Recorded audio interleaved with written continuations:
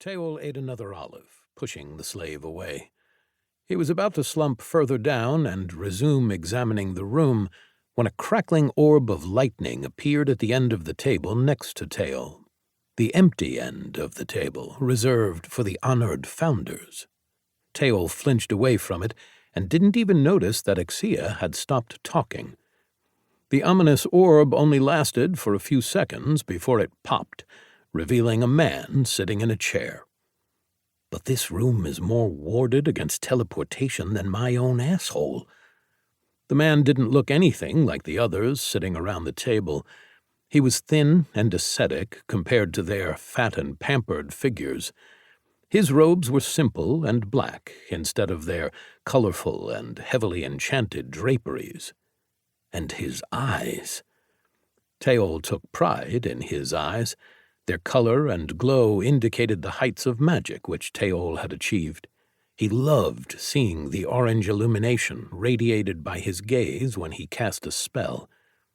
But this man's eyes, they were spirals of multicolored light, shining spiraled patterns wherever the man looked. That was what it took for Taeol to recognize the new arrival. Taeol's head slammed against the table as he prostrated himself from his sitting position. "Founder Badud, praise to the giant." He was echoed by the other mages around the table, though none showed quite the same total subservience as Taeol had. That was good. It meant all the other archmages were fools. If Badud was back, then that meant everything was about to change, and Taeol could ride that change to get what he needed. After a moment, Badud's deep voice rolled around the table, grating like a distant avalanche. "Well, it is time to see how Giantsrest has been doing since my last visit." "Enter!" Taeol nervously entered the room, and the door swung shut behind him. Badud had taken over Archmage Denner's office, which held a prestigious position just beneath the spire chamber. It was a large, sumptuously decorated room. Taeol noted that some of Denner's singing sculptures were cracked and broken, with the rest encased in a silence spell. He's not going to be happy about that.